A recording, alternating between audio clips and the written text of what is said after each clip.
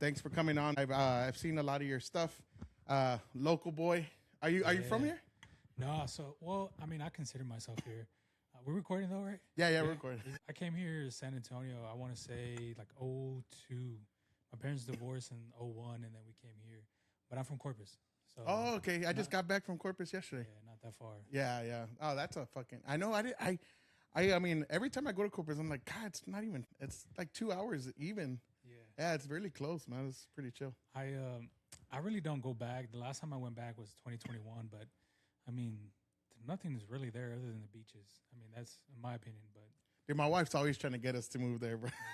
Like she's a beach person, so she's always constantly like, "Oh, I would love to live here," and I'm like, "But there's no Japanese people because there's a lot here compared to. I don't know if there is. I could be totally wrong. Probably I'll get somebody. There's a lot, but yeah, man, I like it out there. But I've never spent more than 4 days in that bitch. Like I couldn't be.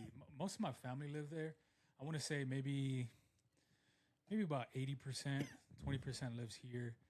Well, I'm sorry. So my parents actually, well, my mom and my stepdad, they live out in Victoria. Well, about a couple minutes away from Victoria, Texas. But other than that, my whole family lives in Corpus. So I don't really go back. It sucks to say, but I mean, it is what it is. Yeah, a lot of people. Yeah, I've noticed there's a lot of people from all over now. Dude, every time I was telling people back before I moved, you get an Uber driver. They're all from San Antonio. Yeah. Now the motherfuckers are from like Zimbabwe or some weird shit. And I'm like, God damn, what the fuck? How'd you get to San Antonio out of all places, man? Dude, it's trippy when you see people like that, especially like you go to different big cities. You're like, holy fuck. Yeah. I didn't even know that place existed. Yeah, it's crazy. How do you like it here? It's cool, man. I always tell like my friends and family, I don't think I would ever move from Texas in general, but San Antonio the most. If anything, I'll probably just move to like a richer location or some shit. Oh, yeah. I know. I lived out of here for a long time, but Texas is always home. You know, I like it here. San Antonio, even though it's gotten so big, man, it's huge now. Like back in the day, it was not even near this. But what's one of the first things that tripped you out about San Antonio, man? Just thinking about that. Shit, bro. I was 5, so I really didn't. Oh, so you were? Oh, you were young. Okay, yeah, I was young. So this was '02. So I'm 30, 31 now. But I think now it's a faster pace for sure. And I think that's why I like it, is because everything's so fast paced. There's a lot more opportunities. The businesses are pretty good compared to other cities. And I think there's just a ton of fucking it's diverse in San Antonio for sure. Yeah, because my wife's not from here, and she says the same. She goes, "It's all just Mexicans," because she's like, I thought there was a lot of diversity in America. It's all Mexican people. What race is your wife? From Japan, bro. Oh, okay, yeah, I see. But she used to live in California, and there's there's everything out there. You know, that's night and day compared to here. Yeah, you got a ton of people from all types of fucking overseas countries. Yeah, that's wild. Yeah, and she lived there for about 2 years, and she's like, "Oh, okay, that's the America I knew." And then she came here, and I was like, "I'm sorry, man, I didn't." This is all my bad. We got taquerias and Jalisco. That's how we got this moment. Dude, this is strictly 99% fucking Mexicans. Yeah, I know. That's why I always hear people talking about racism in San Antonio. I'm like, where? Like, what? Yeah. Have you had racism in this city, bro? And you can't go anywhere because it's basically a beaner town, bro. Like, I don't know what the fuck you're talking. Corpus too, though, right? Yeah. It's closer to the fucking border, 100%. So I would assume so. Yeah, racism is a trippy thing, especially nowadays, because it's caught on camera and you see it live, and just like, I don't know. I always think about this sometimes where, racism obviously is alive still, right? But I think now it's just captured more just because of fucking technology. I don't know, man. I think people just say shit when they're mad. Like, you know what I'm saying? Like, if you get mad and somebody different from you, you're probably going to just say shit that's like outlandish. And I always feel like, man, racism like not even a thing much anymore. I don't know. I've lived in a lot of places and I've seen racism, but it's more not threatening racism. Like when you're overseas, right? You'll see like they'll say shit, but it's not like they don't want to hurt you. They're just gonna talk shit. Like they're gonna say something that you're like, oh wow, that's pretty. Yeah. It's pretty out of bounds, you know? Yeah, no, we're not even testing you. It's just because it's ignorance, man. It's like in Thailand, right? When I lived in Thailand, They would say, white's beautiful, but they like white Asians more before white people. And then, but if you're like white person, they love your skin color, and they would say like dark people are dumb and other things, right? Yeah. But they're not trying to like, oh, I want to kill you because you're dark, or I want to like I want to hurt you. It's just like, oh yeah, you're dark, you're not in the beautiful crowd. Like it's kind of different kind of thing. It still trips me out though. I get what you're saying. It's tough nowadays because, like I said, it's just all captured. And it's, dude, there's still like racist ass places in America that I've seen or that I've passed through, and I'm just like, damn, it's 2026. Like, what are we doing? But I mean, I've actually, in my experiences, like I've actually been places, and it seems like that. But then if you say something that they like, it just switches. Not like they'll be like, I'm serious. Like I don't shy behind it, but I'm more conservative. And I'm like, I'm a conservative. I believe in working hard and all that. And they're like, you believe in working hard? And then they're just totally switched. And I'm like, okay, they just don't like some of the stereotypes that they'll see. Yeah. And I'm not excusing it, you know what I'm saying? But it is funny, like when you can find common ground with them and just with anybody. And that's anybody, man. Like people always say, I used to teach for a long time. Kids would always say, I hate white people. I'm like, God damn, that's a racist shit to say. And they would say, why? And they're like, no, I just don't like them. I'm like, okay, well. You used to teach? Yeah, I taught for a long time, man. Where'd you used to teach at? The last place I taught was South San. I could say it now. I didn't say it for years, but I got a. Oh, shit. They found my podcast and I talk about wild shit. So how long were you there? That place 2 years, but I taught U.S. history for about 7 years, and I taught overseas for 10 years. Oh shit! Yeah, so, military? No, I just taught English, man. I got my degree and got the fuck out. Damn, that's wild. Yeah, I was in a lot of, and I like a lot of your content because I started seeing you from On Wax. Oh yeah. And I interviewed him a long time ago. It was when I first started, and I was like, "Where's some San Antonio podcast?" And I saw his, and I was like, "Oh, cool! So let me interview him." And we kept in touch and all that. And I saw you and that one dude, what's his name, Mazzy or something like that. That black dude, yeah. Mazzy. And then it was, and then the other dude from the local. Oh, the other Gilbert. Yeah, Gilbert. Yeah. And then I was like, oh shit, let me see if this dude will be down to do something, because I always want to talk to local people a lot, like more. It all makes sense now, man. You sounds like you travel a lot, but I used to work at Fernandez Honda, so it's right there by South San. The Honda dealership that's right there is literally down the street. So I mean, I would pass by there, but I used to work there on and off for about 4 to 6 years. So yeah, that's cool, man. I would never guess you were a teacher. Oh yeah, well, that's why I ended up getting in trouble for that. But I just talk to the kids real, and that's one thing I like that I saw about your podcast is you're talking about like, stop making excuses, stop being a bitch, do the shit you need to do to be successful. And I like that because I hate that whole, that victim mentality bullshit that's going around nowadays. And it's always this people, and it's like, stop being a bitch, dude. Like if your life sucks, like it's time to look in the fucking mirror. You know what I'm saying? Like it's time to look at yourself, because there's so many opportunities, especially like minorities. Like really, like come on, bro. Like there's so many opportunities, and there's no excuse for a lot of things that you see today. And you help a lot of people from what I'm seeing and do your work. I like that. Yeah, it's that victim mentality, or just victim mentality in general, comes from like a place of, I used to be there and I used to think like that, especially when I was younger, because I grew up single parent household. My dad, like I said, they divorced in 2002, so I was 2001, so I was 5 going on 6, and my mom had 4 kids and she had to make it work. She had her own issues, so I never blame her, and I never like have any ill towards her. So it was tough because I see my friends and I can see their relationship with their dad, and I vividly remember like their relationship through high school, and seeing the value that was put on to kids having dads. Game changer for sure. Like it's literally fucking 2 different people as far as having a dad in your life versus not.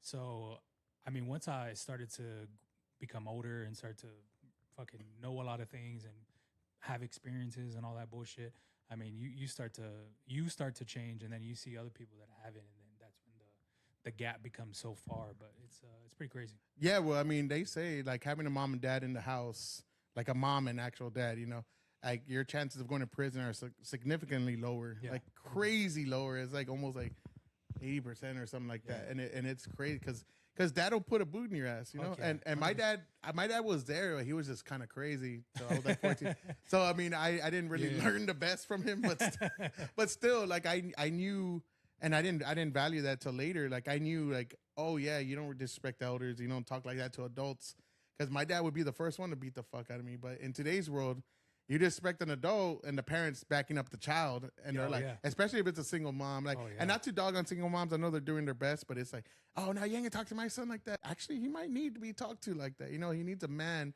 to put him in his fucking place, because later on he's gonna end up getting hurt, killed, or in prison because he's gonna not know how to handle a situation when a real man comes his way. You know what I'm saying?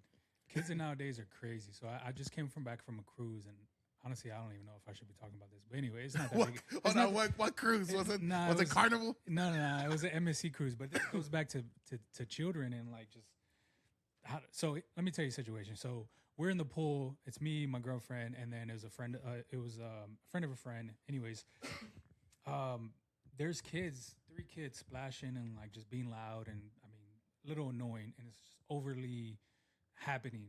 And apparently, the friend of a friend had witnessed this the previous day in the pool, same pool, and he told her to chill out. She didn't chill out. So the next day, she's still doing the same thing now with other friends, and they're just, you know, acting crazy.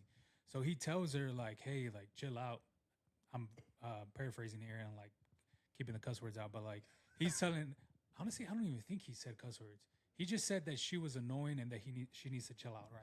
Yeah. Which is cool because she was being pretty fucking wild. And when I say, like, pretty wild from here to, like, distance, like, in the pool, like, me and you distance. And so we overhear, like, talking small talk after that, and says to her friends that she's going to call her parents or, like, text her parents. Parents come over there, and they, like, talk to the daughter or whatever. Well, they end up saying, like, hey, who's the guy? Who are you talking about? And then the friend was like, hey, that's me. Well, their parents are going back and forth. Well, the daughter chimes in and starts, like, yelling at the friend of a friend. I'm like, what the fuck? Like, that's just, you can just tell the dynamic of the household for a little, like, I want to say 8 years old to chime in when parents or young or older adults are, like, arguing. It's just like, damn, you can see where that just parenting is not aligned. Power dynamic is off. Yeah, because that's what I do something, because my, you know, like, I don't know if you have kids. You have kids? No, okay, like, when you have kids, you'll see the way women, the way, like, your wife or whatever, baby mom, whatever. I hope you have a wife when you have kids, because it's better that way. You know, end up in that situation. Like the way my wife treats my kids, and sometimes the way they talk to her, I'll come in and, like, who the fuck you talking to? Who are you talking to like that? Absolutely. And they'll get, like, right away, they'll stand up like, oh, and all that. And I'll tell my wife, don't let them talk to you like that. And she goes, oh, well, you know, they're just acting crazy. And I'm like, yeah, but if you hold your ground and say, like, hey, we ain't putting up with this shit, it changes. And kids change, like, between the parents. But when it's becoming, like, adult talk, it's like, you're not making decisions in this fucking house. No. You don't pay no bills. Who the fuck are you? I love my kids, don't get me wrong, but you're not going to make decisions till, I mean, you're 18. And even if you're 18, if you ain't at the house, like, you're still making decisions. Yeah, you like, got to put up some money. Yeah, unless you're paying rent, then we could have a conversation on, like, what's going on. But that's the problem with a lot of things. You see, the kids are the ones in control with the power and the power dynamic of the structure of the family. And it's like, why are you listening to this fucking little kid? They don't know what they're doing. Their whole brain hasn't developed yet. They're just going off of impulse and, you know, feelings. And it's, dude, and it just goes back to parenting, right? Because I think it's different generations and different eras. Because I vividly remember my mom. I think I was a sophomore in high school. This was like 2010, so it wasn't like too far back. It was just on the era of, like, just social media and apps being developed, and so you're that generation, right? Yeah. So my mom ended up buying me a phone. It was a flip phone. I don't know if you remember Pocket Wireless. Similar to, like, Cricket. Anyways, I think I had either talked back to her or something with school. I don't remember. But she wanted my phone back because she paid for it. I didn't want to give it back. Do you know where 410 and Marbach is? Oh, yeah. Everybody knows that. Okay. Sorry. That's a country right there. Yeah, 100%. So down that way, towards, like, 410 and Valley High, Okay. I lived off of 410 in Medina Base, the next exit, right? Yeah, I know. Bro, she literally pulled the car over, 410 in Marbach, made my ass walk home. And like, bro, I'd never fucking cussed again. I'd fucking never had any issues at all. And then, I mean, there's multiple times where she like I would try to step up to the plate. And I mean, I was, my mom's like, I don't know, 5'7", 5'8". She's not the smallest, but I mean, I was definitely bigger than her in high school. So there'll be times where I try to like put some dominance on her, and she would just smack the shit out of me, like just mad as for like smack the shit out of me. I'm like, okay, I know my place. Yeah. And I even back then, I mean, you had uncles that'd be like, who, like, fuck, when they heard you do something stupid, like you're gonna get your ass beat. But you're a big dude. Did you play basketball or football or anything? I played basketball up into my junior year. I'll be honest, I wasn't fucking good. At least to me, I wasn't good. But I mean, I was good enough to make the fucking team. Where did you go to, Jay? No, Southwest. Oh, okay. Because you were talking about Marbach. Yeah, so I grew up 410 in Medina Base. That like, I mean, I lived in Medina Base Road. I lived in fucking Indian Creek, so right there off of Old Pearsall. And then from there. Yeah, I remember Indian Creek. Dude, that was actually my senior year, so it was wild times. Ain't Indian Creek, that's Jay area, right? No, it's off of 410 and 410. Yeah, but some of it's I thought it was Jay. I thought they went to Jay. I could be totally mistaken. When I was a kid, though, when I was there, so that was 2013, 2012. Damn, so bro, I was in Asia at that time already. Damn, it still trips me out that you're. I'm 43, teaching. bro. Yeah. I was in Asia in 2013. I was in. I lived in Thailand for 3 years and shit. Dude, so you live life. I got to now where I'm not gonna lie. Like I tell people, and not like in a bragging way, but I got to live my life before I got married and had kids. And my wife actually got to travel to the places I didn't travel with. So between the two, we fucking been on like a lot of places.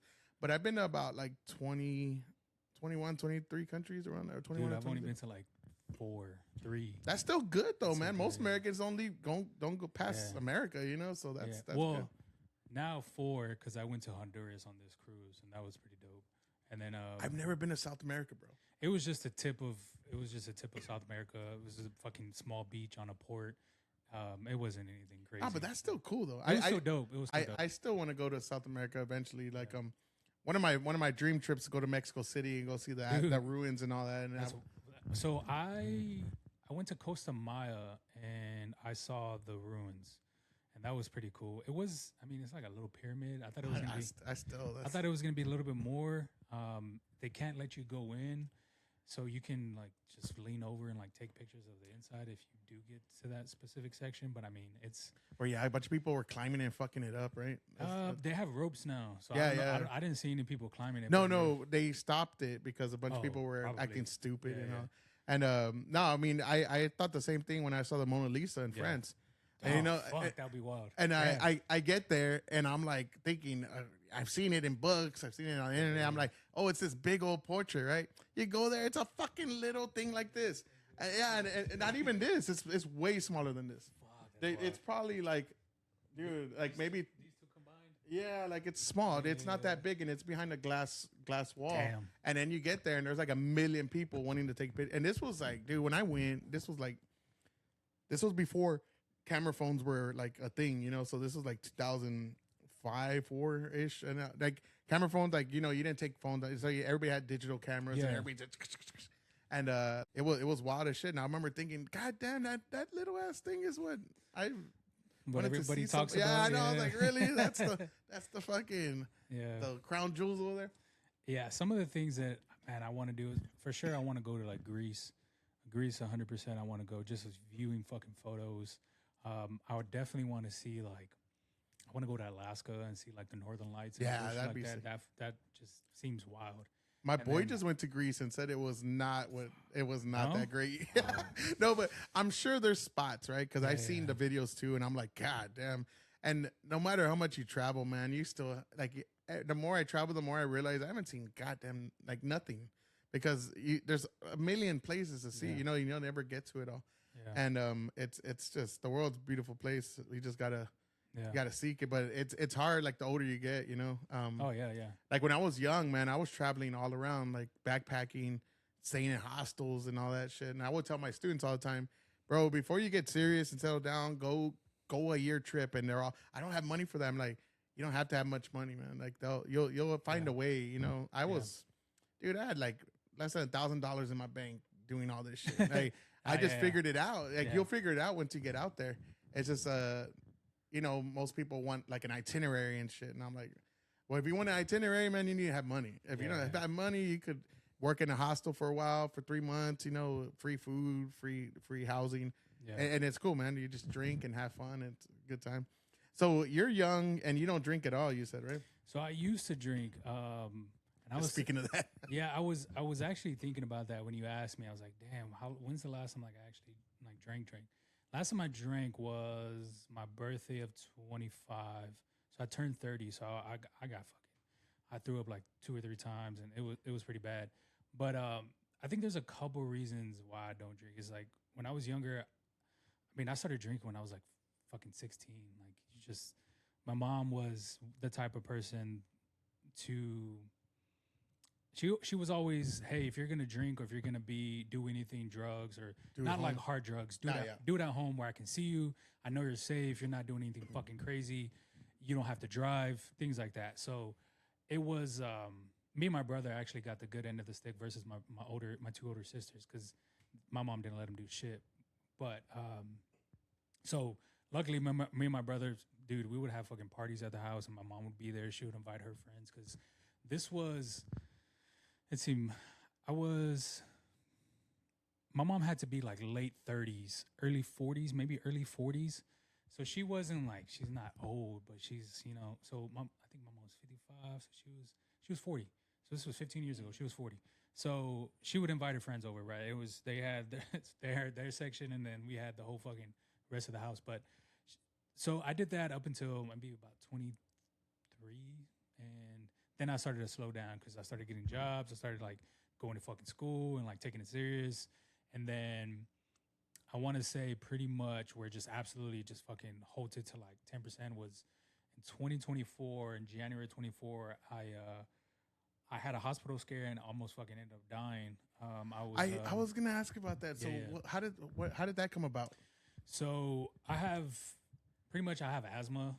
It's controlled now, so I take like a steroid inhaler every day. And before that, I wasn't taking no medication. Like I was just, whenever I would wheeze, or whenever I would lose or shortness of breath, I would just take like a generic fucking off-brand from Walmart inhaler. I would just take it. Well, it started to get to the point towards the end of 2023. I was taking it like 3 times a day, and I was using like one every 2 weeks, like one inhaler every 2 weeks, which is pretty fucking bad. So I got the flu in January, the second week of January. I got the flu, ended up going to urgent care. They gave me a steroid shot. That night, I felt fucking amazing. I was like, I'm good to go. That morning, that was, I think it was like January 13th to January 12th. That morning, I woke up and I was coughing up blood. I just felt like fucking terrible. So my girl fucking convinced me to, she was like, we need to get you to the hospital. We need to get you to urgent care. You're coughing up blood. Like that's not normal. Like fucking beaners never want to go to the hospital. Nah. Bro, I was about to thug it out, bro. Like I swear I was about to thug it out. But dude, I'm good. It's just blood. At that point, I was throwing up blood. I couldn't fucking breathe. I remember vividly taking my inhaler like pretty much every 30 minutes, and I was trying to sleep it off. So I ended up going to the urgent care. Told me to go to the emergency. So I went to the emergency, Chris Santa Rosa off of 151, right by Sea Road, and within like 5 minutes they saw me. Shit, within like 2 hours, I was on like a little, or within like an hour, I would say I was on like a CPAP machine, like the shit that makes you breathe, big ass machine, and I don't remember any of it other than going to the hospital. And from there, I woke up. Well, it turns out I was in a coma, induced coma, for about 7 days. God. So damn. I remember them asking me or asking my girls like bits and pieces, and I found out later is because I wasn't getting oxygen to my brain. I don't like my body just wasn't properly working. Well, my girl told me, she was like, that induced coma was supposed to be 2 days, but your body was fucked up, and your body got MRSA, which is a blood infection. So my body started to fail. So like my organs, my lungs, my liver, my kidneys, particularly my lungs, it started to fail. So this infection was eating basically ate up 50% of my lungs. So there was only 50% of my lungs working up until the end of when I got up onto a machine called ECMO. So basically it's dialysis, but for your lungs. So it basically like they put a tube in your body, hook it up to your lungs, fucking filter out your blood, and it does that so your lungs can heal properly and faster. So I was on that machine. I'm going way too fast. So, no, you're good. You're good. I'm following. So when I woke up after those 7 days, I was just in a fucking whirlwind of like just what the fuck is happening, because the last thing I knew was I was going down for 2 days and it's fucking 7 days, and I almost fucking died during the coma. And they Chris of Santa Rosa, after about 6.5 days, they said that we don't know what to do with you anymore. Well, that night,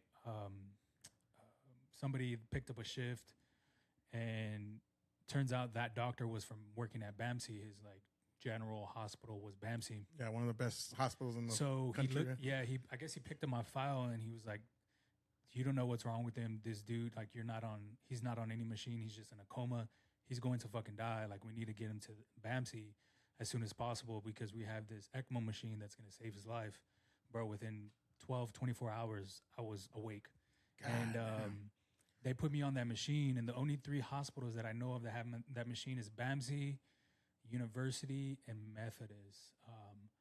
So if I would have gone to University or Methodist, I would have been good. But since I went in Chris of Santa Rosa, they didn't have that machine, and it's like they would have left you on there. Pretty much. So my mom and my girlfriend were telling me like they were having conversations about what to do next and about to like pull the plug. And they said if like maybe a couple of days later that it probably wouldn't have been anything. So have you recuperated like your body? Like, oh yeah.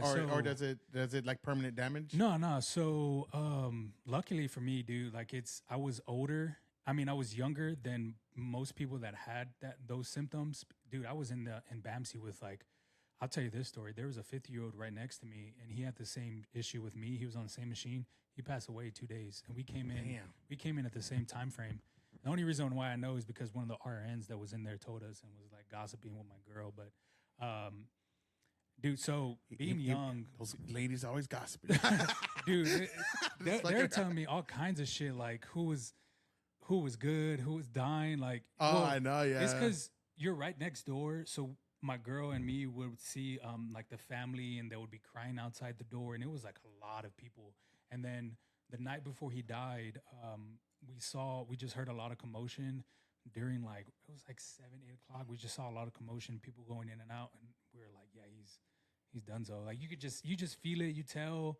But it's a hard job, man. Yeah, like, yeah. 100%. But they get so numb to that shit. Like it's like a cop, you get so numb to just like. Yeah. And you have to, like, there's no way you could do the job if you're that like overly sensitive towards those kind of things. But yeah. So I'll go ahead and keep going. The recoup. So I was into fitness, and I've been into fitness for the past like 8 years. Well, when I went into the hospital, I was like 240, 250. When I got out of when I woke up, I was 210. So I had lost, in 7 days, I had lost like 40 pounds, 40 pounds. Jesus. Just dead weight, right? Or mostly muscle, honestly, because when I woke up, I had no muscle. So I had to fucking just gain that all back. So probably for the next, my next like 40 days, I was just doing physical therapy. I couldn't walk. I couldn't really talk because the ventilator was down my throat. So that shit fucked up like my throat. And I was, I didn't have to learn how to talk. My body had to recover. So like I said, I couldn't walk. I remember going into rehab, and the lady brought in a walker, like, grandma walker. Yeah. And I was just like, I don't need that. She was like, get up and walk. And I tried to get up and walk. I couldn't walk. So I was like, okay, let me have that. So I would do that. So they would test you. They would test me, like, go like 5 meters, and they would have like little stickers down the hallway in like the rehab. And I would do it. And I remember right after I got out of rehab, I made it a mission to get back to like my body, to like recoup as fast as I fucking could, as good as I could. So I started lifting again, but I started slow. And then that was like April, and then towards June, I started doing like hit cardio and just going to one of my good friends' gym, and he would just do like just kind of, I don't know if you know what high rocks training is, or like it's just like a bunch of hit cardio. It's cardio and weights but meshed together. So you just do like weighted cardio, weights, cardio. It's just all together, right? Crazy. Well, that shit got my body like. It didn't. Yes, it got my body right, but it like got my breathing to a whole new fucking standard. So I think that's what really helped me out a lot was pushing my fucking body to go just literally to a level that's never been before, because I had fucked it up already. But it took me a while. It took me, like I said, it took me about 2 months to actually get in the groove, and then after that, it took me about another 4 months to actually be where I'm at and be healthy and stable. That's awesome that you have the drive to do that, man. Because a lot of people would have just given up. Like, that's fucking good. Well, dude. I mean, it's a testament to who you are. Because like a lot of people, you know, they'll just be like, I'm mad at the world, you know, and giving up, because that's crazy. So I always have this I haven't really met somebody that was in a coma, but when you're in a coma, you don't remember any like of your dreams in those 7 days or anything? Absolutely, like, I do. You do, dude. So, okay, because I've always, you know, in the shows, in the movies, they're trying to. It's like weird, right? Like, do you remember people talking to you, like your girl or your mom or anything? This is crazy. I don't know if I've ever talked about this, but so there was a situation and when I was at Christa Santa Rosa, one of the nurses wasn't taking like proper care. Like, she wasn't basically doing her job. So my aunt and her got into like an argument. Well, when I woke up, I remember telling my aunt, like, where were you? And because when I woke up at BAMC, I still thought I was at Christa Santa Rosa. That's how like fucked I was. Like, I didn't know where I was. And I remember telling my aunt, because my mom was there, but she lives about 2 hours away. So my aunt would go there just to kind of like take her place. And then my mom would go there every maybe like 3 days, go back and forth because of work. Anyways, I told my aunt, I was just like, what were you and the nurse like fighting about? Like, what was that about? And I don't remember what she said, but I remember like maybe about 2 or 3 months after, me and my aunt had a conversation. She was just like, how do you remember that? I was just like, I mean, I just felt like, or I heard y'all yelling. Like, I heard people talking. I don't know. And then just knew somehow. I just knew. And my girl was like tripped out. She's like, she just trips out on like basic shit like that, which is like, it's kind of weird to think about, but I mean, that really did happen, which is, I think about it now, it's pretty wild. Yeah, because you always see where they're like in some kind of struggle to where they could like give up or go another way, right? Yeah. Like fight their way out. Do you have dreams like that or anything? So I damn, this is tough. Oh, my bad. If it's too personal. It's tough because I'm trying to remember, not the like sad part. I'm cool with that, but like, it's tough because I know the story, but it's like bits and pieces. So my grandpa, he lives about 20, 30 minutes away from Victoria, Texas. He has a 10-acre ranch, 5-acre ranch. Him and his brother have 5 acres each, so 10 in general. But they live right next to each other. But I had this dream that my grandpa owned like a huge cow stable where he had just tons of cows. What they would do, they'll make you know when they have like a deer on the wall and they have just a head. Oh yeah, like those the trophies. Yeah. So you go to any ranch, any like just anything at all with dealing with ranch, you usually have like a deer on the wall with just a head and it's just like just horns, right? Bro, I remember walking into just some random like house. I don't know if it was my grandpa's. I don't know which house it was, but my head was on that wall. So I literally walked into a house and my head was on the fucking wall, and I was like, nah, like there's no way. So little shit like that. That's a wild ass fucking dream, though. Yeah, I didn't have any horns. My head was just chopped off. It was on the fucking wall. It was like basically a fucking deer, and I was like, yeah, this is wild. This is pretty fucking wild. But yeah, because I mean, I guess it would be like putting a puzzle together, right? Because you're just trying to put the pieces back into place and for it to make sense. That's crazy, man. 7 days of just sleeping. I mean, not a lot of people can say that happened to them, you know. So you're like part. No, and I wish that never happened to you. But I mean, you're part of this little group of people that's happened to. Because I'm sure. Have you ever like met anybody else that's been in a coma? I don't, dude. I've seen like photos or like I've heard of like people on like Facebook and Instagram, but I don't know them personally.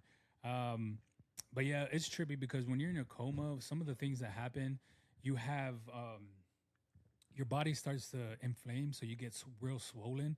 I think it's because of the water in your body. I'm not totally sure, but some of the things they have to do too is sometimes they have to I think it's called pronate. I'm butchering this word. Basically, they just put you on your stomach, so basically your lungs can your lungs are using gravity against it. So when you're laying down, gravity's pushing upon it. When you lay on your stomach, you have a lot better breathing, so essentially it heals faster. That's one of the things that I had to do. I don't even know if that makes sense now that I'm saying it. No, I mean it's the same. Like I have this I have to actually go to a sleep study soon because I have sleep apnea. Oh, okay. And when I lay on my back, they say like the snoring gets really bad to where I could barely breathe. And my wife's like, "Yeah, I want to sleep with you, but you sound like a goddamn lawnmower, chainsaw at night." And I'm like, "Oh shit!" So I'm actually going to a sleep study to get something done about that. So I know what you're saying. Like, it makes sense. So but that makes sense. That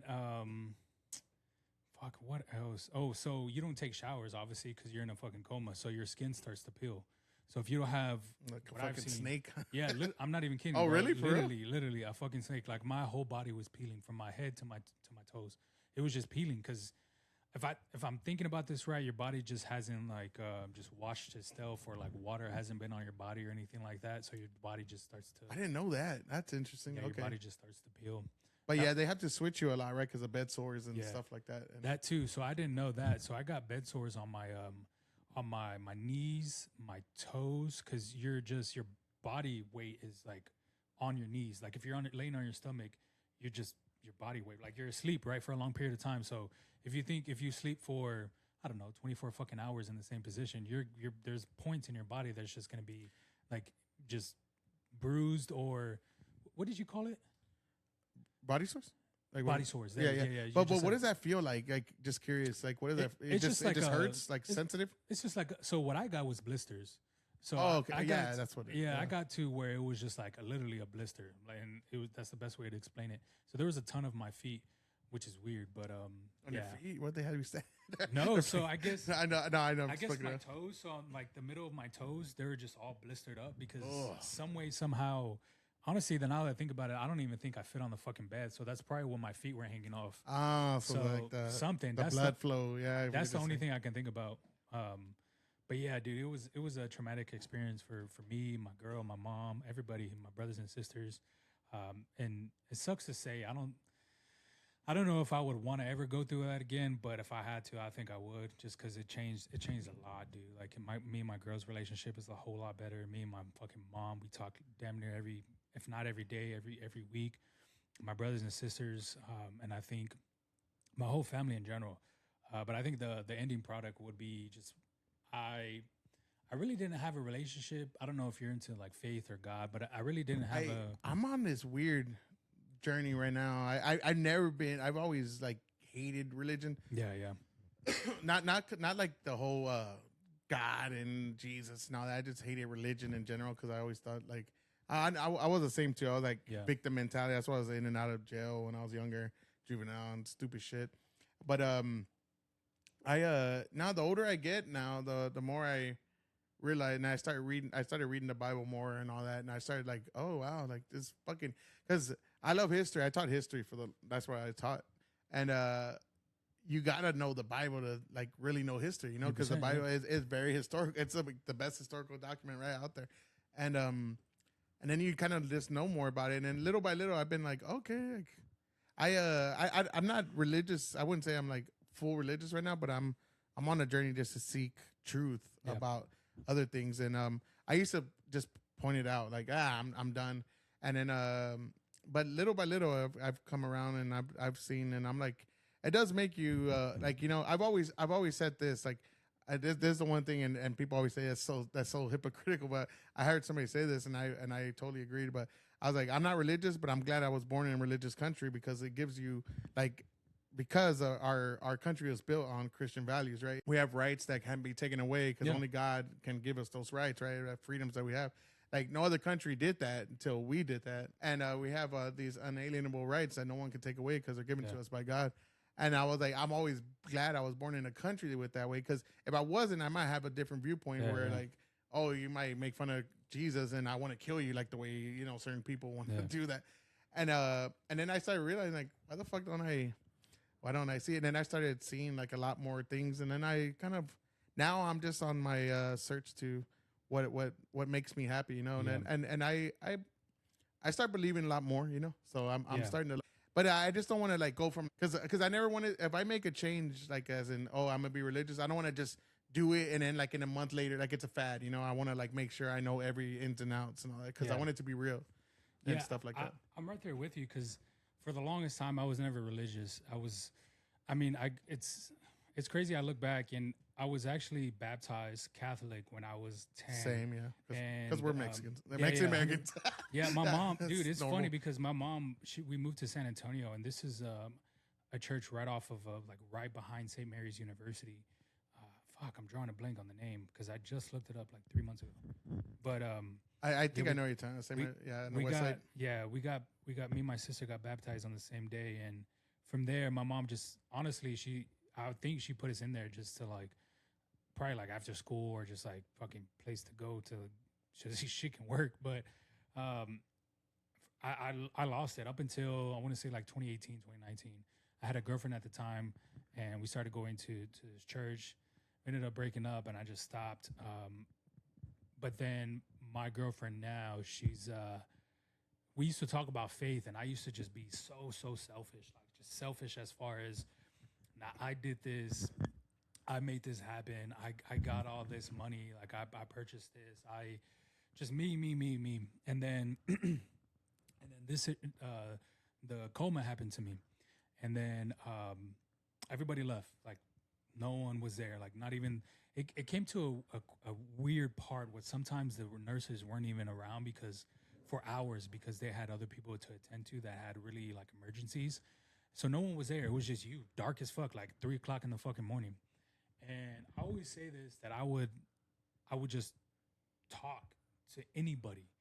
And it turns out that I was just putting like my faith into somebody that a higher being, right? Like I at that point when I woke up, maybe about a day or two after, I didn't know who I was talking to. A couple of days later, I just started talking, like I started saying, hey, God, like, I don't know what I'm going through, because I really wasn't comprehending what was going on or what had happened to me or whatever. And then I just made a deal. I was like, you get me out, I'm just going to believe in you. I'll do everything I can to put you first before anybody else. And that was the first time, quote unquote, I had to like surrender myself to somebody. But for the longest time, I was on the same thing that you are, finding truth, right? Like still to this day, I'm a very tangible person. And with faith, very skeptical. With faith, it's intangible. Like it's just pure belief. Like it's something that you have to in your mind believe. And I don't know. Like I'm telling you this because I, on a daily basis, I pray about 3 times a day. And I say about because sometimes I'm not perfect. I do forget to pray. But it's small prayers, so it's little here and there. But I also do it because let's just say what in the Bible is true, right? Let's just say they do have like a judgment day, or they do have anything that if you don't put your faith into God, or if you don't accept God, you're not going to heaven. That's like the higher, the best possible. I wouldn't say best, but like heaven. Yes. Oh, yeah, I would say that would be the best possible option. whatever you think heaven is, whatever, right? I would want to be on a place where I'm putting my faith in every single day. If that day ever comes, that I get to be on that side. That's my kind of logic now, because I'm still on my journey too. Like I still have struggles. I'm not perfect. Like I said, I still have sin. I still do things on a daily basis that is not perfect. And I think one of the ways I try to just be faithful is, I think the biggest thing is just fucking talking conversations like this, and then just praying in general. Yeah, where I got to the point where I was like, how, like, especially when I was younger, I'm like I was like, how am I like I've been on this earth, like at the time I was like, I've been on this earth like 35 years, and I'm trying to say these people that done thousands of years of study are idiots and I'm the smart. Exactly. And it's like, who the fuck am I to even think I have any say so in how the world works? How the world works. Can't even talk. How the world works. And I thought about it more like that. And I just been on this earth like a fraction of a second, you know, compared to like the thousands and thousands of years that have been put into this one study of religion and these people, like, you know, all this stuff. And then I thought, like, that's very narcissistic of me to think like I know better than like all these teachings and all these fucking lessons and all these things, right? And I thought that's fucking weird that I even thought I know better than this. So that's the outcome I came to. And then the older I get, you know, the more, you know, like they say, with age comes wisdom. The older I get, the more I realize I don't know fucking anything, dude. I'm an idiot. Like, no, because I'm like, I don't know shit. And then I started really thinking about it, and I was like, you know, I used to think my parents knew a lot, or older people knew a lot, and we're all just winging it.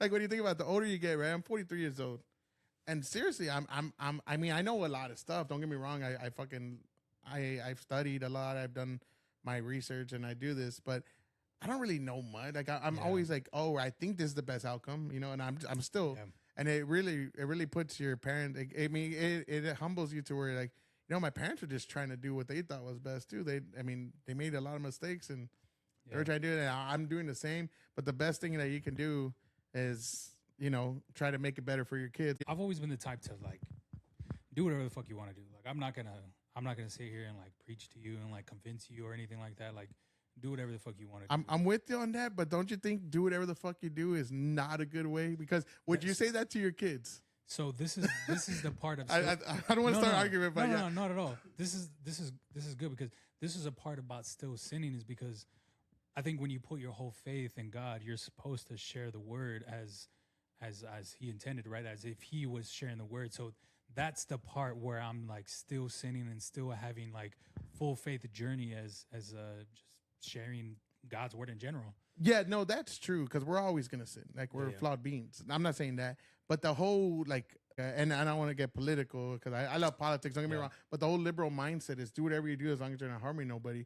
But I'm just saying, is that a good thing to teach society? Because I wouldn't tell my son that. I wouldn't say, hey, do whatever the fuck you want to do as long as you're not hurting nobody. I'd be like, no, I'm gonna do what I'm fucking telling you, because I know what's best for you. But as in to a point, then when you become your own man, you know, you do what you think is best.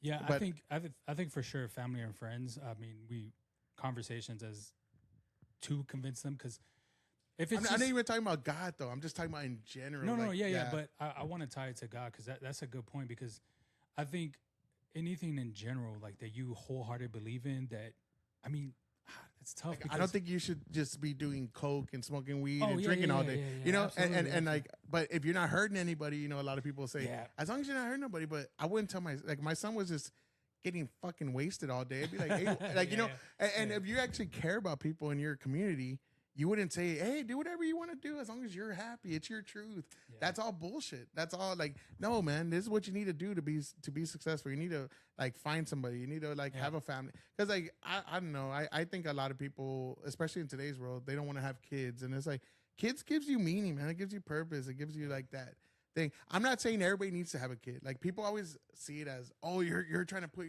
your beliefs on me. No, I'm just saying this is the, like my friend put it, right? This is the remedy of what makes you happy. And the Bible does a lot of that. Like, this is what makes you happy. And if you stray from it and you're miserable, which a lot of ladies have there's been a lot of interviews, because I do, like I said, I like to do a lot of research.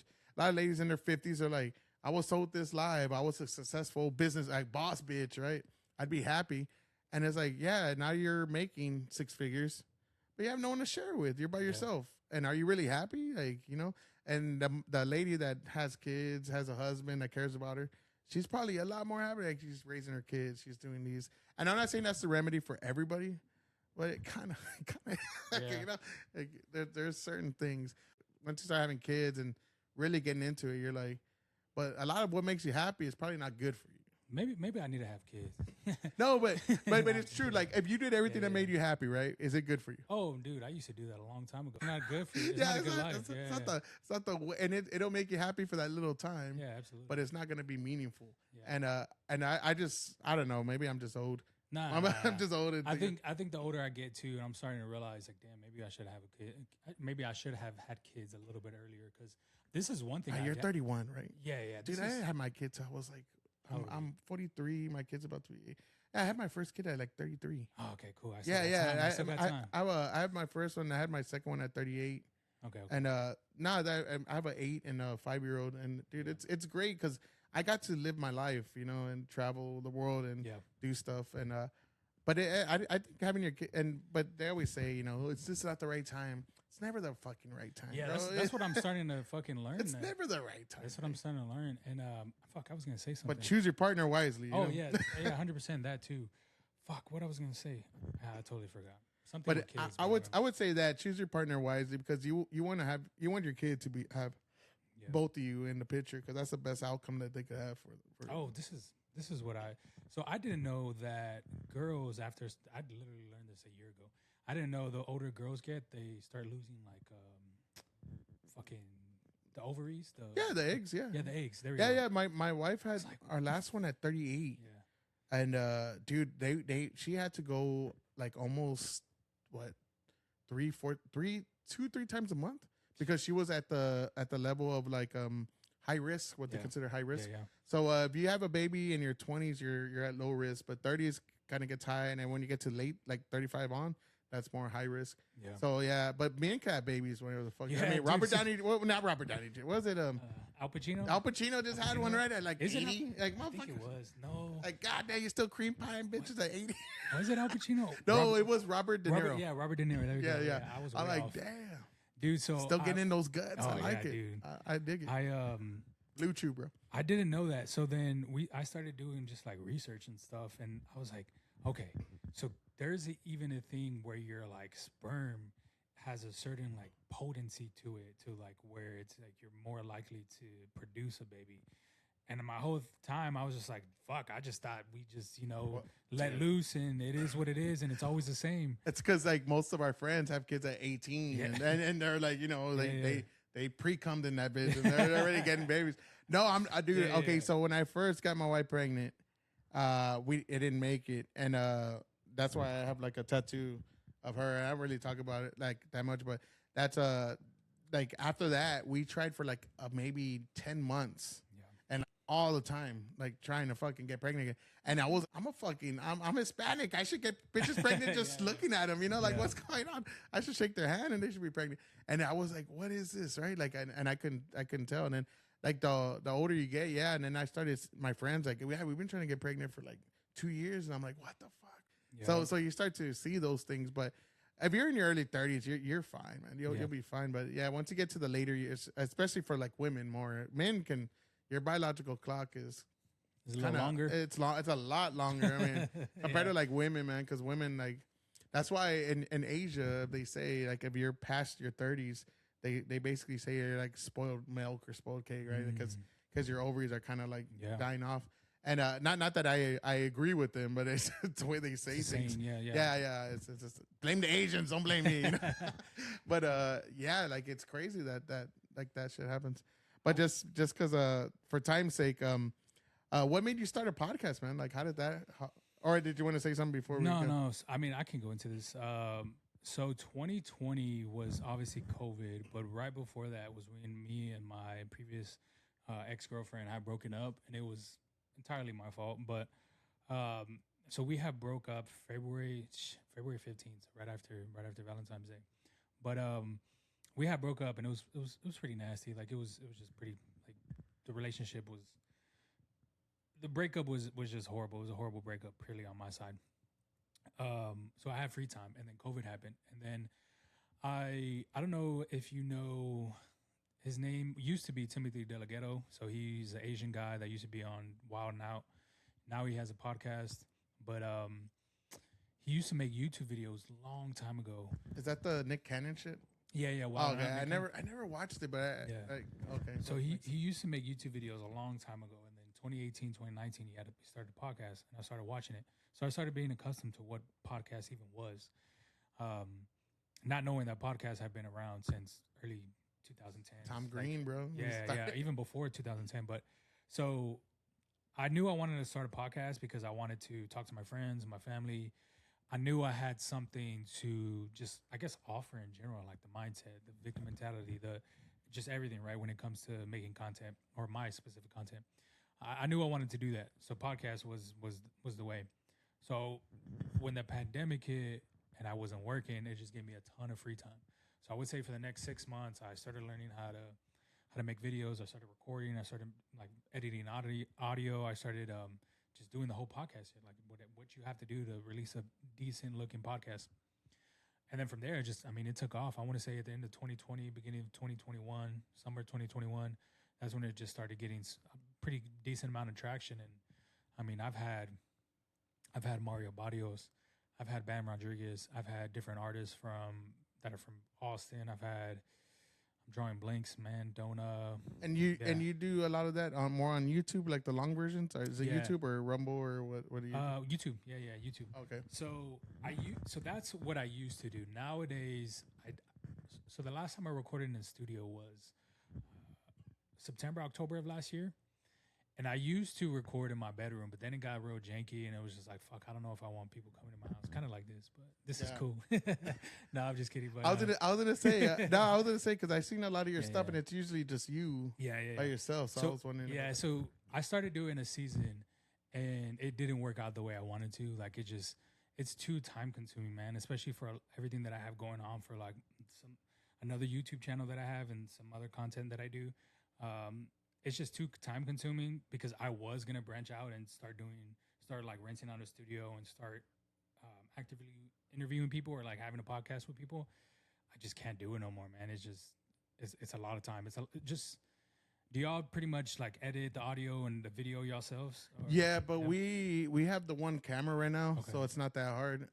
Once you start getting into the multiple cameras, that's when you got to like do all that shit. So but no, I just let it flow, man. I just fucking like the whole time, like this whole conversation, I'll let it just happen. No, I when I do the shorts is when I kind of like I'll put like the camera, like I could make it like stuff like that. But I love just talking to people, bro. Yeah, so it's fun. So I used to be the same thing too. Like I was just free flowing, but dude, it's so hard. Like I make a decent amount of content. So I'm in the cybersecurity field. So I work in cybersecurity like on a daily 9 to 5 basis. So I started making like educational cybersecurity content. So I do a ton, like from like Twitter to LinkedIn to YouTube, long form, short form, TikTok. Like I do every single thing myself, from the audio to the video.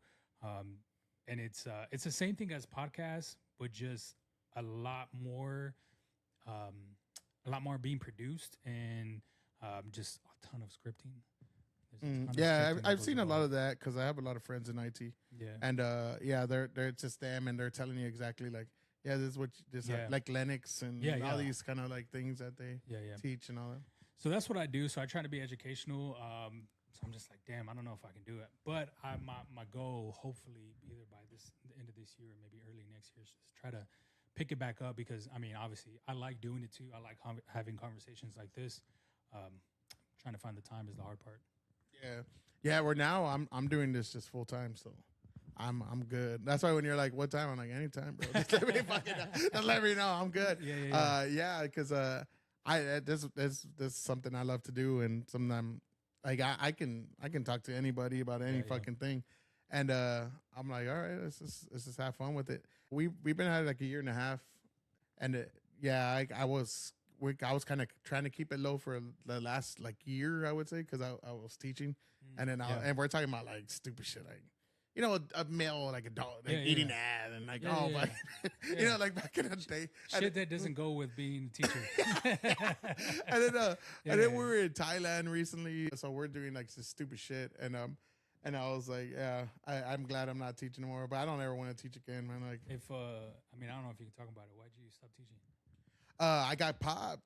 The kids found my shit. Like they found my shit. I was whatever. But like I'm a conservative kind of person, so I had in the beginnings we were a political podcast. Okay. So I had a lot of like pro ICE and pro like Trump and stuff like that.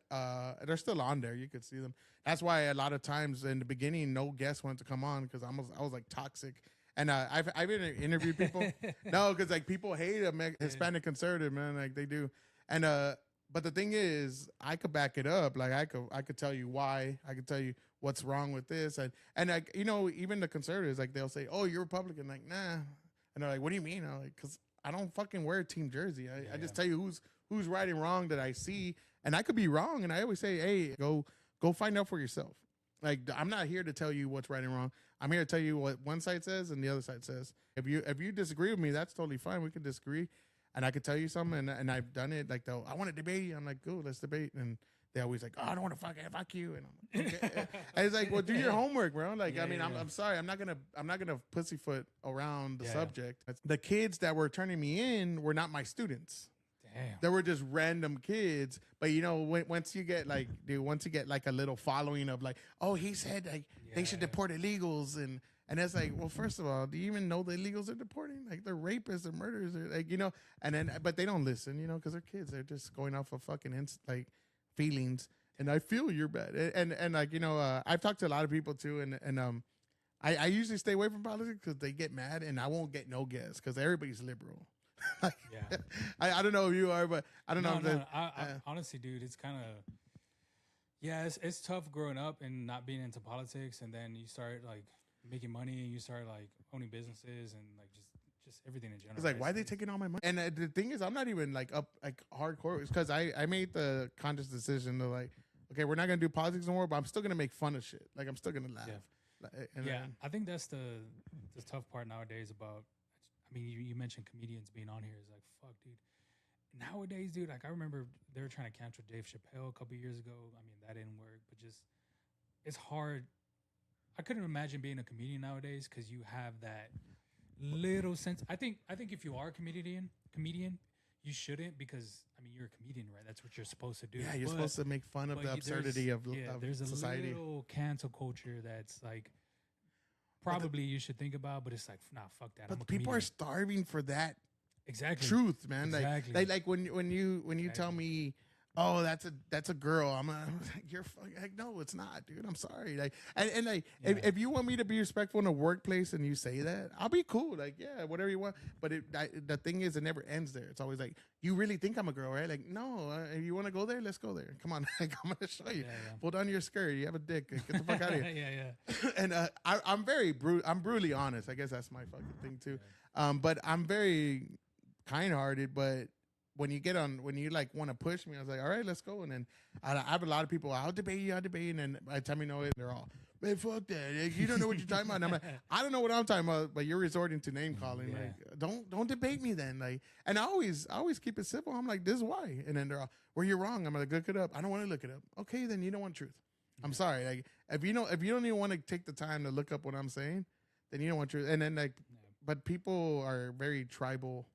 Yeah, that's the shitty part nowadays too. Is like, obviously social media is huge, right? So you got people that are doom scrolling for hours on end, and they're watching information that's probably not true or AI generated, and you're getting so much information at a super fast rate.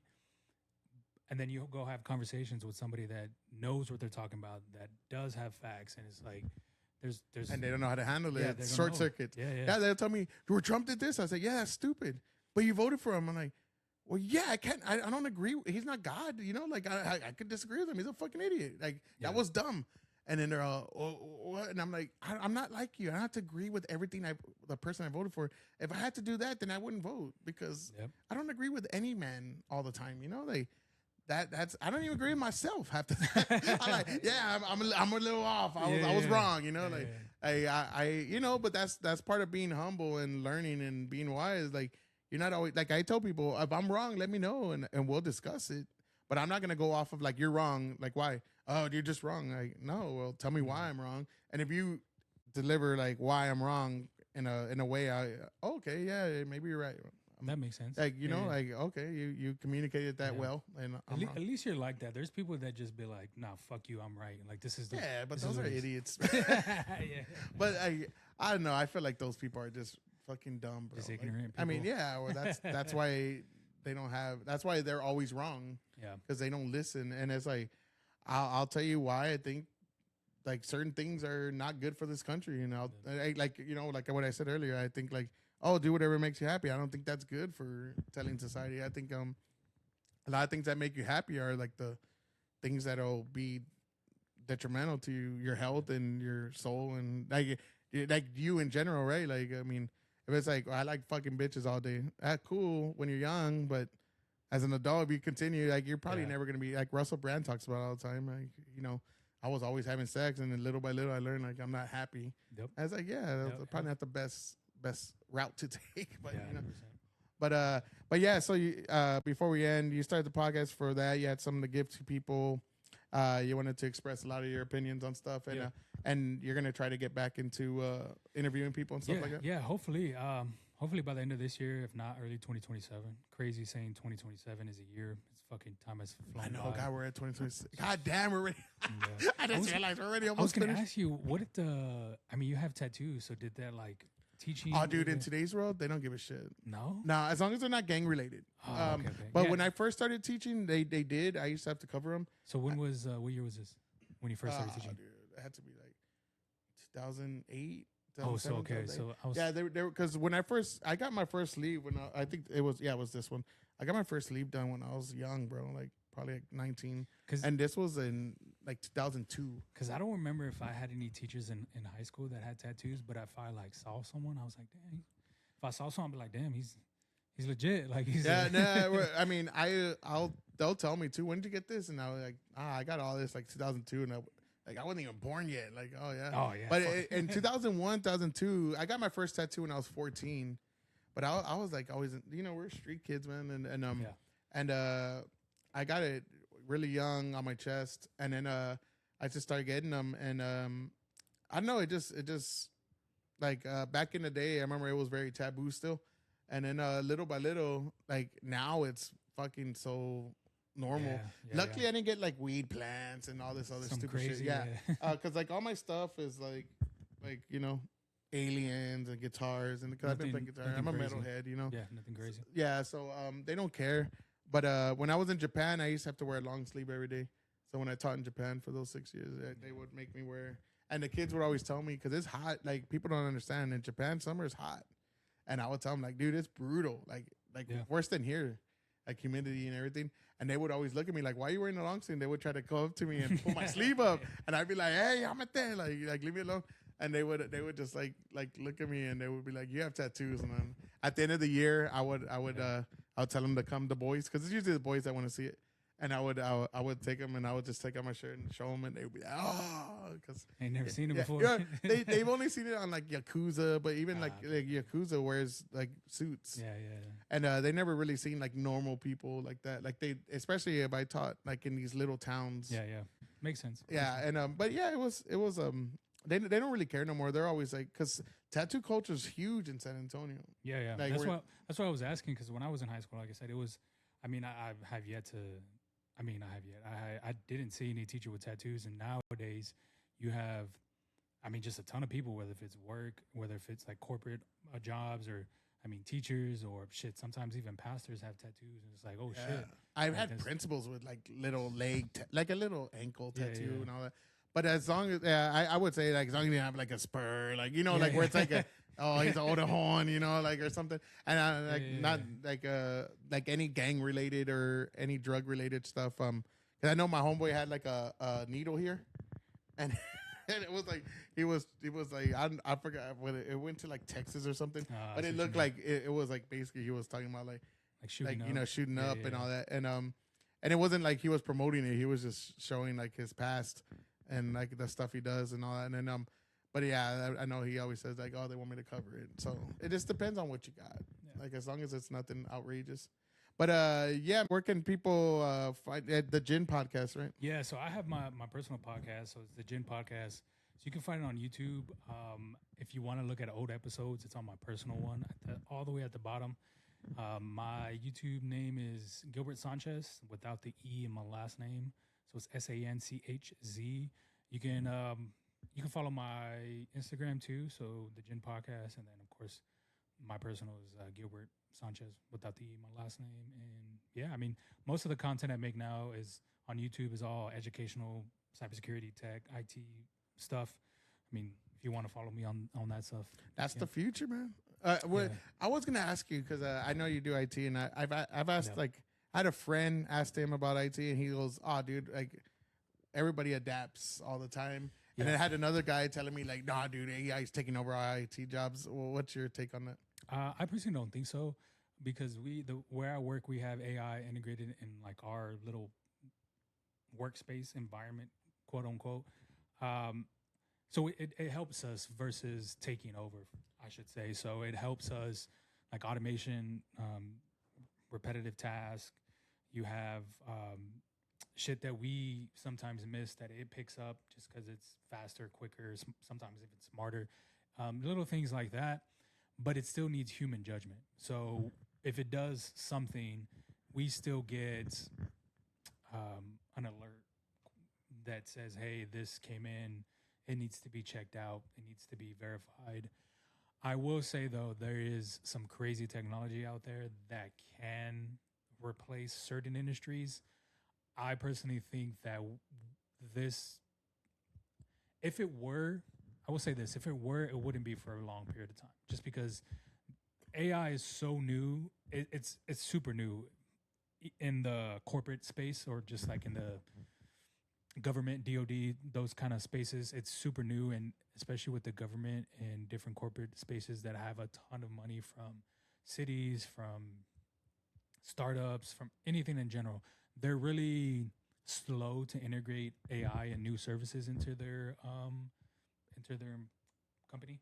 And I'll tell you this, because our AI agent was in our company for 2 years before it actually got the okay.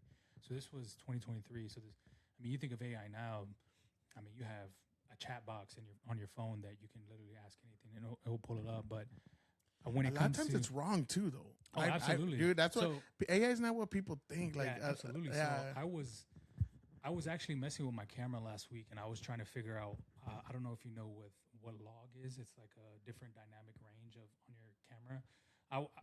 It's on pretty much every camera, depending on how new and advanced it is. But I was trying to figure out, just because I wanted my videos to come out better, and then I was trying to change the audio, because the audio on my camera but when I had my DJI mic connected to it, it was super over loud. It was like just distorted.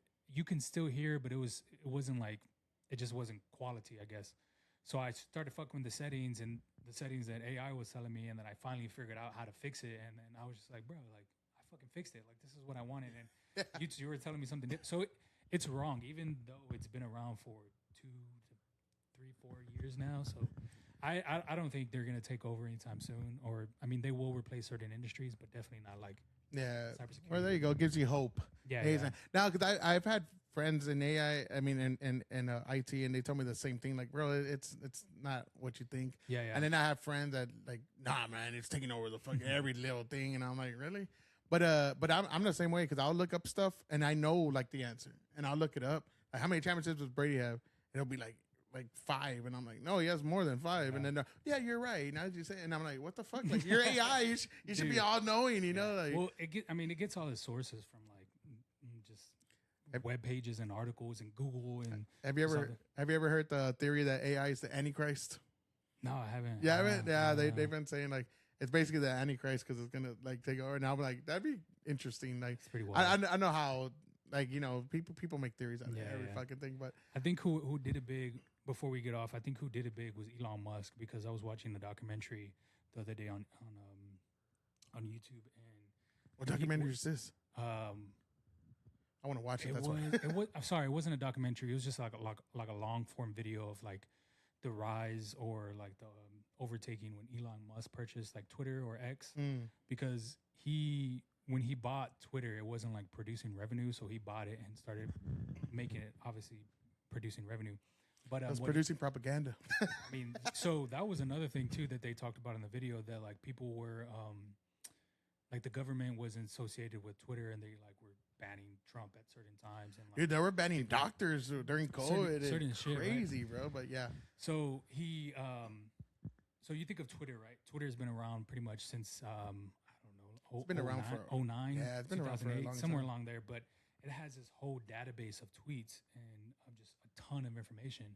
So what Elon Musk did was take all that information, wrong, right, whatever, put it into a database, and that's what's feeding his AI agent Gronk now, which is pretty fucking crazy because you have other AI agents that just came out 2-3 years ago, but you have Grok that has information that's true. Again, sometimes it's wrong, but most of it's pretty accurate. That's dating back to like 08, 09. So the training process has been a lot easier and seamless from this video. I could be wrong, but oh no, yeah, Grok's kind of wild, man, because you could like have it be sarcastic. Yeah. You could have it be like an asshole and very nice. And I sometimes I'll like if I'm making a video and I want a short and I'll be talking about something and I'll be like, hey, Chino Marino from Deftones, playing at a concert and it looks like Chris Angel or some shit. Like, who the fuck is this guy? Like, come on, dude. How do you not know Chino Marino? He's been around for 20-some years, like. But it's weird. Yeah, AI kind of fucks up a lot. But what would you say before you go? What would you say is the best AI to use that you felt like is beneficial to like helping people out? I mean, I'm going back between. So I use 3 of them right now. So I use Chat just because it has a ton of information too. When I first started getting into AI, I started using AI when beginning of 2025. So I just obviously it just has a ton of information. For my personal self. That's the scary part, to be honest. And then I started using Claude. So Claude is by Anthropic. I think I'm using them more for like daily repetitive tasks. So it has a thing called co-work. You could just tell it certain things. And then... What about Gemini? Is that good? I use Gemini, but for images. So, it's the free version. Yeah, because they have the free. It's the free version. I just go on to like Gemini, whatever. I think it's called Nano Banano too. But I use Perplexity pretty much the most. And I like Perplexity because it has a very good research engine that it will take, 5 minutes that will produce so much information that's super accurate, that will give you links, websites, YouTube videos, you name it, for any topic you can think of. So it gives you like a resource. Yeah, it just scrapes the fucking internet, tells you if it's wrong, if it's right. So that's like my research engine that I primarily use. But that's cool. What was it called again? Perplexity. Yeah, because I've noticed Google's gotten this worse every time. And like I'll be looking up something like, where's the fucking answer? Like, and it's like, dude, I'm looking for the answer. Like, dude, what the fuck? Because before I'm like, hey, what about this? And it would give it to you. Now it's just like pages of shit. And I'm like, what? Yeah. And then I go to like ChatGPT and I'm like, what's this? And boom, it gives it to you. And I'm like, this is what I want. Like, just give me the answer. That I learned is you have to prompt it correctly. And what I do is I give super long prompts. Like I'm talking about 5 to 10 paragraphs of just prompts. God, yeah. It's paragraphs on paragraphs. But I do that because there's certain things that I want. So if it is funny because I don't do it personally. I use AI to make a prompt. So like what I do is I go to like Chat GPT, and then I put it into Perplexity, the prompt. So Chat just creates a whole new fucking long ass prompt, and then I just put it into Perplexity, and then it gives me what I want with like no issues at all. So I started doing that, and now I have like a 10 to 20 different prompt library that I just have and I use on a daily basis. That's super repetitive. So I mean, if you ever need to be repetitive or your task or anything, just have like just different prompts. Because they're saying now, you could just record your voice like right now. We could put it on AI.